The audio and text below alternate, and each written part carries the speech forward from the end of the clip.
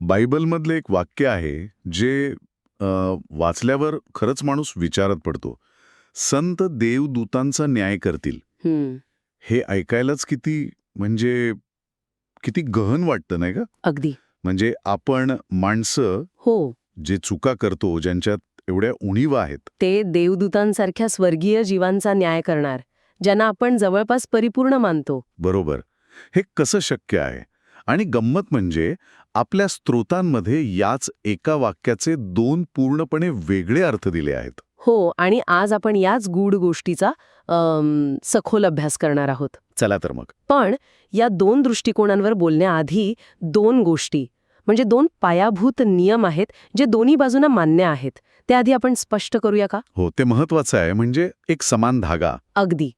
तर पहिला आणि सगळ्यात महत्वाचा नियम, अंतिम न्यायाधीश म्हणजे सुप्रीम अथॉरिटी फक्त प्रभू येशू आहेत. अच्छा. त्यांचा निर्णय हा शेवटचा, संत असोत किंवा कुणीही, ते फक्त त्या निर्णयाच्या प्रक्रियेत सहभागी होऊ शकतात, निर्णय बदलू शकत नाहीत.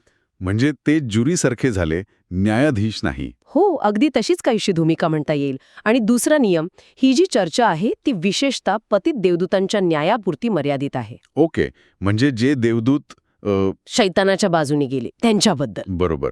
कारण आपल्याला हे माहीत आहेच की 1000 वर्षांच्या राज्यात संत जगावर राज्य करतील. पण देवदूतांचा न्याय करणं ही त्यापेक्षा वेगळी आणि खूपच गुंतागुंतीची कल्पना आहे. आणि इथेच मतभेद सुरू होतात. अगदी इथेच. ठीक आहे. तर मग सुरुवात करूया सगळ्यात सरळ सोप्या उत्तराने. म्हणजे पहिला दृष्टिकोन काय म्हणतो? नक्कीच. पहिला दृष्टिकोन खूपच काय म्हणतात त्याला, थेट आणि ॲक्शन पॅक्ट आहे. Action pact. हो, या मतानुसार देवदूतांचा न्याय करणे म्हणजे त्यांना एका लष्करी कारवाईत हरवणे. लष्करी कारवाई म्हणजे युद्ध. हो, एक अंतिम निर्णायक युद्ध. इथे न्याय म्हणजे शिक्षा देणे, निकाल सुनावणे. ही एकच मोठी घटना आहे. अच्छा, म्हणजे ही काही कोर्टरूममधली प्रक्रिया नाही. नाही, अजिबात नाही. कल्पना अशी आहे की जेव्हा येशू परत येतील तेव्हा ते श्वापदाच्या सैन्याचा पराभव करतील. बरोबर. आणि या युद्धात संत त्यांच्या स्वर्गीय सैन्याचा एक भाग म्हणून लढतील. म्हणजे ते सैनिक म्हणून काम करतील. अगदी. ते सैतानाला आणि त्याच्या पतित देवदूतांच्या सैन्याला पकडून अथांग डोहात टाकण्यासाठी मदत करतील. आणि या दृष्टिकोनानुसार ही कृती, हा विजय, हाच तो न्याय आहे. हो, एकदा शत्रू हरला की प्रकरण संपलं. त्यानंतर वेगळी चौकशी नाही, पुरावे तपासणं नाही, काही नाही. अच्छा, म्हणजे हे एखाद्या लष्करी कोर्ट मार्शल सारखं झालं. लढाई संपली, गुन्हेगाराला पकडलं आणि शिक्षा सुनावली. केस क्लोज्ड. तुम्ही अगदी अचूक शब्द वापरलात, कोर्ट मार्शल. आणि या मताला आधार देण्यासाठी काही वचनं पण आहेत. जसं की उदाहरणार्थ स्तोत्रसंहिता 14 मध्ये म्हटलं आहे की संतांच्या हातात 2 धारी तलवार असेल. 2 धारी तलवार. हे तर अगदी थेट युद्धाचं वर्णन आहे. आहेच. आणि पुढे असंही म्हटलंय की ते राष्ट्रांवर सूड उगवतील आणि राजांना साखळदंडानी बांधतील. ही सगळी भाषा विजयाची आहे, कायदेची आहे. बरोबर. यात कुठेही शांतपणे बसून पुरावे तपासण्याचा उल्लेख नाहीये. अजून काही आहे का याला आधार देण्यासाठी? हो, प्रकटीकरण 19 मध्ये तर हे चित्र आणखी स्पष्ट होतं. तिथे वर्णन आहे की येशू पांढऱ्या घोड्यावर बसून येतात आणि त्यांच्या मागे स्वर्गातलं सैन्य, जे संत आहेत. हो, तेही पांढऱ्या घोड्यावर बसून येतात आणि ते सर्व मिळून शत्रूचा नाश करतात. या सगळ्या वचनांना एकत्र वाचलं की एकच चित्र उभं राहतं. की संत हे येशूचे सैनिक आहेत आणि त्यांचा न्याय म्हणजे युद्धभूमीवर मिळवलेला विजय. अगदी. ठीक आहे. हा दृष्टिकोन समजायला सोपा आहे आणि दिलेली वचनं पाहिली तर तर्कसंगती वाटतो. पण मला इथे एक प्रश्न पडतो. विचारा ना. एक प्रक्रिया, एक विचार दडलेला असतो की नाही? कदाचित या शब्दामागे दुसरा काहीतरी खोल अर्थ असेल. अप्रतिम प्रश्न. आणि खरं तर याच प्रश्नातून दुसरा दृष्टिकोनाचा जन्म होतो. अच्छा. हा दुसरा दृष्टिकोन म्हणतो की न्याय ही एक वेळची घटना नाहीये, तर मग तर ती 1000 वर्ष चालणारी प्रक्रिया आहे. 1000 वर्ष? म्हणजे तुम्ही म्हणताय की 1000 वर्षांच्या संपूर्ण काळात संत देवदूतांचा न्याय करत राहतील? होय, या दृष्टिकोनानुसार संतांचं काम सैतानाला कैद केल्यावर संपत नाही. तर तिथून सुरू होतं. अगदी तिथून खऱ्या अर्थाने सुरू होतं. ही भूमिका सैनिकाची नाही, तर एका तपास अधिकाऱ्याची किंवा न्यायिक आयोगाची आहे. न्यायिक आयोग. हे तर खूपच वेगळं आहे. हो. या 1000 वर्षांच्या काळात संत गेल्या 6000 वर्षांपासून पतित देवदूतांनी पृथ्वीवर केलेल्या प्रत्येक पापाचा, प्रत्येक दुष्कृत्याचा, प्रत्येक कट कारस्थानाचा तपशीलवार अभ्यास करतील. आणि त्याचा एक रेकॉर्ड बनवतील. बरोबर. एक संपूर्ण फाईल तयार करतील. एक मिनिट, हे तर प्रचंड मोठं काम झालं, पण याचा उद्देश काय? त्या देवदूतांना तर आधी शिक्षा झालेली असेल, त्यांना अथांग डोहात कैद केलेलं असेल, मग पुन्हा हे सगळं का करायचं? हाच या दृष्टिकोनातील सगळ्यात महत्वाचा आणि सुंदर मुद्दा आहे. तो काय आहे? याचा उद्देश त्या देवदूतांना नवीन शिक्षा देणे हा नाही आहे. याचा उद्देश देवाच्या न्यायाची पारदर्शकता संपूर्ण सृष्टीसमोर सिद्ध करणे. हा आहे. अगदी. कल्पना करा, ही एक प्रकारची सत्य आणि सलोखा आयोग आहे, म्हणजे ट्रूथ अँड रिकन्सिलिएशन कमिशन, जिथे भूतकाळात झालेल्या प्रत्येक अन्यायाची नोंद घेतली जाते. जेणेकरून भविष्यात कोणालाही देवाच्या निर्णयाबद्दल शंका राहू नये. बरोबर, की हा न्याय योग्यच होता. वा, म्हणजे देव फक्त न्याय करत नाही, तर तो न्याय काय योग्य आहे हे सुद्धा दाखवून देतो. पण याला काही आधार आहे का धर्मग्रंथात? हो, याचा एक खूप मजबूत आधार प्रकटीकरण 20 मध्ये मिळतो. अच्छा. तिथे महान पांढऱ्या सिंहासनाच्या न्यायाचा उल्लेख आहे, जो 1000 वर्षांनंतर होईल. हो, ग्रेट व्हाईट थ्रोन जजमेंट. तिथे असं म्हटलंय की पुस्तके उघडण्यात आली.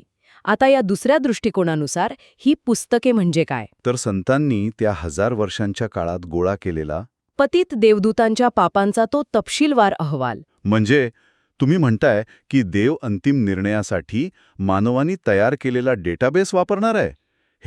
हे अविश्वसनीय आहे. अगदी तसंच. विचार करा, जेव्हा तो अंतिम न्याय दिला जाईल आणि तो पुरावा सादर केला जाईल, तेव्हा कोणीही म्हणू शकणार नाही की हा निर्णय मनमानी आहे किंवा अन्यायकारक आहे. कारण तो पुरावा देवाच्या सृष्टीतील घटकांनी, म्हणजे मानवांनी, संतांनी हजारो वर्ष मेहनत करून गोळा केलेला असेल. बरोबर. हे असं आहे जसं देव म्हणतोय, मी माझ्या निर्णयाचा पुरावा तुमच्याच लोकांकडून तपासला आहे, जेणेकरून तुम्हाला त्याची खात्री पटावी. देवानी न्यायाची प्रक्रिया मानवाला समजेल अशा पातळीवर आणली आहे. हो. पण थांबा, यात एक मोठी अडचण नाही का? कोणती? आपण माणसं आहोत, आपल्याकडून चुका होऊ शकतात. जर संतांनी पुरावे गोळा करताना काही चूक केली तर? त्यामुळे देवाचा तो परिपूर्ण न्याय तो डागाळला जाणार नाही का?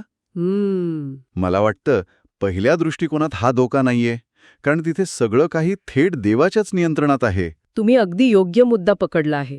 आणि इथेच या दोन्ही दृष्टिकोनांमधला मूलभूत फरक दिसतो. कसा? पहिला दृष्टिकोन देवाच्या परिपूर्णतेवर आणि त्याच्या अचूकतेवर भर देतो. त्यांच्या मते न्यायाच्या कामात मानवी हस्तक्षेपाला जागाच नाही. कारण त्यात चुकीची शक्यता आहे. हो, जे तर्कसंगत आहे. पण दुसरा दृष्टिकोन देवाच्या कृपेवर आणि त्याच्या शिकवण्याच्या पद्धतीवर भर देतो. शिकवण्याच्या पद्धतीवर? हो, त्यांच्या मते देवाला माहीत आहे की मानव चुका करू शकतात, पण तो मुद्दाम आपल्याला या प्रक्रियेत सामील करून घेतो. का? कारण त्याला न्याय फक्त करायचा नाहीये, तर तो आपल्याला शिकवायचा आहे. आणि समजा मानवांकडून काही चुका झाल्याच, तर सर्व शक्तिमान देव त्या सुधारण्यास पूर्णपणे समर्थ आहे. अगदी. उलट आपल्या चुकांमधूनही तो त्याचा न्याय किती महान आहे हे दाखवून देतो. तो आपल्या अपूर्णतेचा वापर त्याच्या परिपूर्ण योजनेसाठी करतो. वाव. म्हणजे एका दृष्टिकोनानुसार मानवी सहभाग न्यायाला कमकुवत करतो, तर दुसऱ्या दृष्टिकोनानुसार तोच मानवी सहभाग न्यायाला अधिक अर्थपूर्ण आणि पारदर्शक बनवतो. हे तर देवाच्या स्वभावावरच दोन वेगळे प्रकाश टाकणारे विचार आहेत. अगदी बरोबर. आता या दोन्ही दृष्टिकोनांना आपण एकत्र पाहूया. पहिला दृष्टिकोन देवाला एका शक्तिशाली विजयी राजाच्या रूपात पाहतो, जो एका झटक्यात शत्रूचा नायनाट करतो. त्याचा न्याय वेगवान, निर्णायक आणि अंतिम आहे.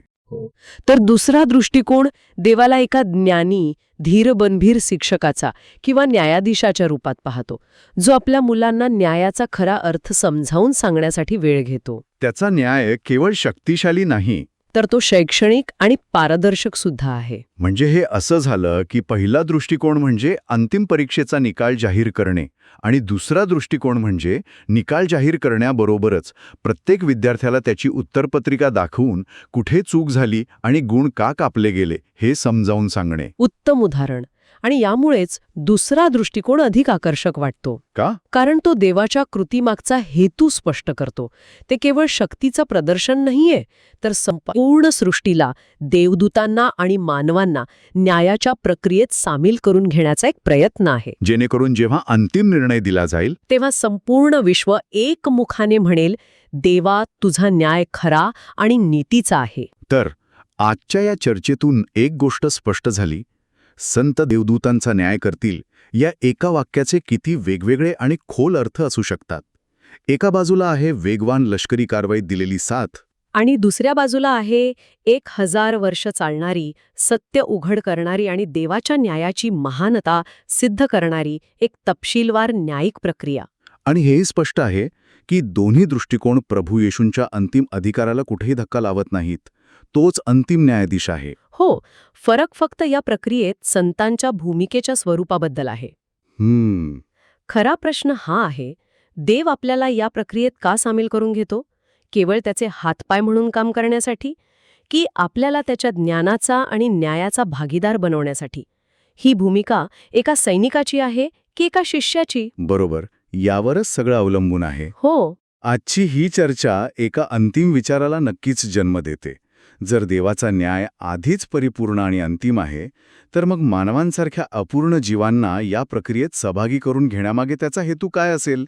केवळ त्याच्या शक्तीचं प्रदर्शन करणे, की न्यायाची संकल्पना केवळ वरून लादण्याऐवजी ती सर्वांना आतून पटावी, समजावी आणि स्वीकारावी हा अधिक उदात्त हेतू असेल? यावर विचार करायला नक्कीच हवं.